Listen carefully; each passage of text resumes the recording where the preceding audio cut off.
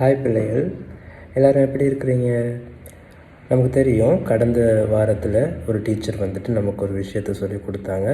அதாவது அது என்னன்னு கேட்டால், கர்த்தர் எங்கள் எல்லாத்தையும் அவருடைய சாயலில் படைத்தார் அப்படின்னு சொல்லிட்டு சொல்லி கொடுத்தாங்களா? அது உங்களுக்கு ஞாபகம் இருக்கும்னு நான் நம்புகிறேன். ஸோ இந்த வாரத்தில் நம்ம என்ன பார்க்க போகிறோம் அப்படின்னு கேட்டிங்கன்னா, அதோட ஒரு தொடர்ச்சியாக ஆண்டவர் எங்களை அவருடைய சாயல்லே படைத்தார். படைச்சிட்டு கொண்டு போய் எங்களை ஒரு அழகான இடத்துல வைக்கிறார் பிள்ளைகள். அந்த இடம் என்னன்னு பார்த்தீங்கன்னா ஏதேன் தோட்டம்னு சொல்லிட்டு சொல்லுவோம். சரியா? இந்த ஏதேன் தோட்டம்னு சொல்லும்போது பிள்ளைகள், இந்த ஏதேன் தோட்டம் ரொம்பவுமே அழகானது. அதே மாதிரி மனுஷன் சந்தோஷமாக வாழ்கிறதுக்கு தேவையான எல்லாத்தையும் கொண்டிருந்தது தான் இந்த ஏதேன் தோட்டம். அப்போது நீங்கள் பார்த்தீங்கன்னா இருந்தால், ஆண்டவர் இந்த மனுஷனை படைக்கிறதுக்கு முதல்லையே இந்த ஏதேன் தோட்டத்தை கொஞ்சம் கொஞ்சமாக உருவாக்கியிருப்பார். நீங்கள் படைப்போட ஆரம்பத்திலிருந்து அந்த மனுஷனை படைக்க வரைக்கும் இருக்கிறதான அந்த பகுதியை நீங்கள் பார்த்தீங்கன்னா, ஒவ்வொரு நாளும் ஒரு சின்ன சின்ன விஷயத்தை படைத்து முதல்ல ஆகாயத்தையும் பூமியையும் படைக்கிறார். அதுக்கப்புறம் சூரியன் சந்திரனை படைக்கிறார். அப்படி கொஞ்சம் கொஞ்சமாக படைத்து மனுஷன் சந்தோஷமாக வாழ்கிறதுக்கு என்னென்னலாம் தேவையோ அது எல்லாத்தையும் படைத்து முடிச்சுட்டு தான் பிள்ளைகள் கடைசியாக மனுஷனை படைத்து அங்கே வைக்கிறாரு. ஆகவே ஆண்டவர் மனுஷன் மேலே அவ்வளோ அன்பு, அவ்வளோ பிரியமும் கொண்டவராக இருக்கிறாரு. அதனால தான் மனுஷனுக்கு தேவையான எல்லாத்தையும் படைத்த பிறகு அந்த இடம் மனுஷனுக்கு வாழ்கிறதுக்கு தகுதி உள்ளது, அந்த இடம் சரியானது அப்படின்னு சொல்லிட்டு ஆண்டவருக்கு தெரியும் போது தான் பிள்ளைகள் ஆண்டவர் மனுஷனையே படைத்து அங்கே கொண்டு போய்ட்டு வைக்கிறார். சரியா? அப்போது இதில் நமக்கு தெரிகிற விஷயம் என்னென்னு கேட்டால், ஆண்டவர் எங்கள் மீது அவ்வளோ அன்பு வச்சுருக்கிறார். அவ்வளோ அன்பு வச்சு எங்களுக்காக ஒரு படைப்பை படைத்து நம்மகிட்ட கொடுத்துருக்கிறார். அப்போது பிள்ளைகள், இந்த ஆதாம் ஏவாளை கொண்டு போய்ட்டு ஆண்டவர் ஏதேன் தோட்டத்தில் வைக்கும்போது சும்மா வெறுமனே கொண்டு போய்ட்டு அவங்கள விடலை. இது உங்களுக்காக படைச்சிருக்கிறோம், நீங்கள் என்னன்னாலும் பண்ணிக்கொள்ளுங்க அப்படின்லாம் சொல்லிட்டு விடலை பிள்ளைகள். அப்போது அந்த ஒரு வேதாகம் நமக்கு ஒரு விஷயத்தை நமக்கு சொல்லிக் கொடுக்குது. அதுதான் ஆதியாகமம், இல்லாட்டி பொதுமொழி பெயர்ப்பில் தொடக்க நூல் 2ஆம் அதிகாரம் 15வது வசனத்தில் நீங்கள் பார்த்தீங்கன்னா இப்படி ஒரு விஷயம் இருக்குது. அதாவது, ஏதேன் தோட்டத்தை பண்படுத்தவும் பாதுகாக்கவும் ஆண்டவராகிய கடவுள் மனிதனை அங்கு குடிவரச் செய்தார். சரியா? அப்போது ஏதேன் தோட்டத்தை பண்படுத்தவும் பாதுகாக்கவும் தான் என்ன செஞ்சாரா?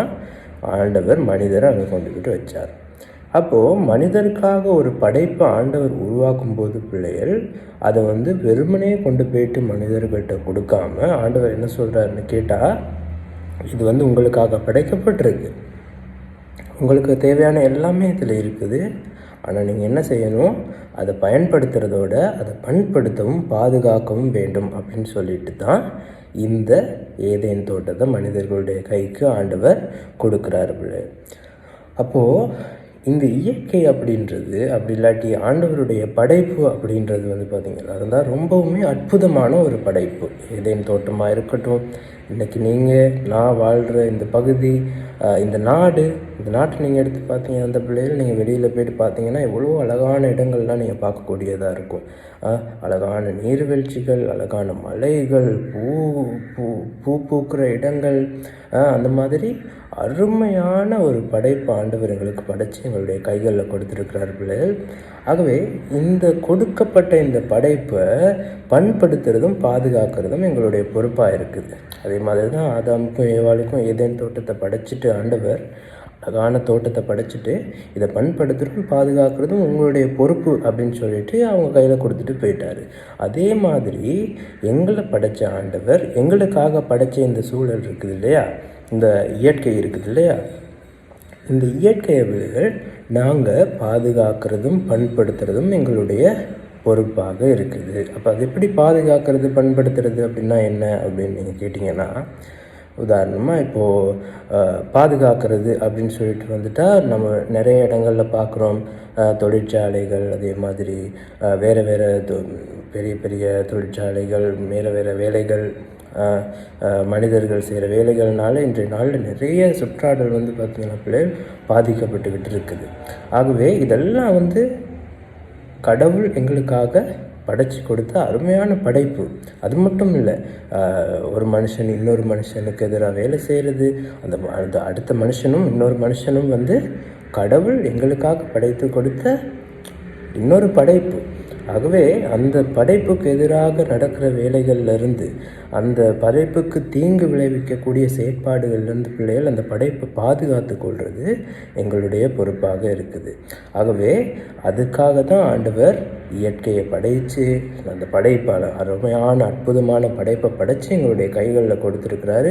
இதை பண்படுத்தி பாதுகாத்து வைத்து கொள்ள வேண்டியது உங்களுடைய பொறுப்பு அப்படின்னு சொல்லிட்டு, ஆகவே இன்றைய நாள் அருமையான பிள்ளைகளே, நீங்கள் வெளியில் போயிட்டு பார்க்கும்போது அவ்வளோ அற்புதமான விஞ்ஞானங்களால் விவரிக்க முடியாத பல விடயங்கள் இன்னுமே இந்த இயற்கையில் இருந்துக்கிட்டு தான் இருக்குது. எவ்வளோதான் விஞ்ஞானிகள் சேர்ந்து ஆராய்ச்சிகள் செஞ்சு நிறைய விஷயங்களை சொல்லி கொடுத்தாலும் பிள்ளைகள் இன்னும் நிறைய விஷயங்கள் வந்து கண்டுபிடிக்க முடியாமல், இது எப்படி நடக்குது, எவ்வளோ அற்புதமாக இது நடக்குதுன்னு தெரியாத விஷயங்கள் நிறையவே இருக்குது. இது எல்லாத்தையும் உருவாக்குனது வந்து நம்மளுடைய அன்பான அற்புதமான ஆண்டவர் தான் எங்களுக்கு இதெல்லாம் உருவாக்கி கொடுத்துருக்கிறாரு.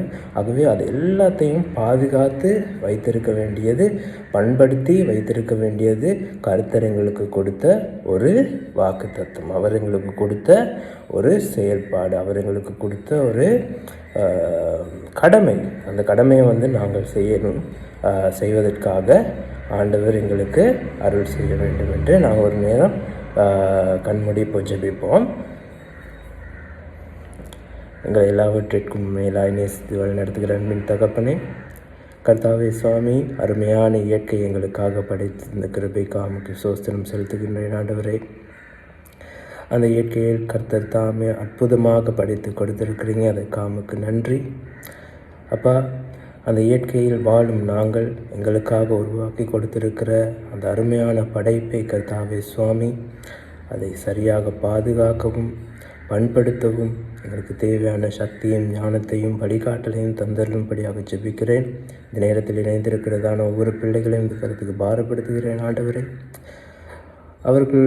அவர்களுடைய இருதயத்தில் உமது படைப்பை குறித்ததான பாரத்தை கர்த்தர் உருவாக்கி அருளும்படியாக ஜெபிக்கிறேன். இந்த வார்த்தையினூடாக கர்த்தர் அவர்கள் கூட பேசுங்க ஆண்டவரே சுவாமி. அவர்களோடு இருந்து கர்த்தாவே சுவாமி, உமது இயற்கையை, உமது அருமையான படைப்பை கர்த்தாவே சுவாமி சரியாக அனுபவிக்கவும், அதிலிருந்து உச்ச பயனை பெற்றுக்கொள்ளவும், அதை பாதுகாக்கவும் பண்படுத்தவும் அவர்களை ஏற்படுத்துங்க.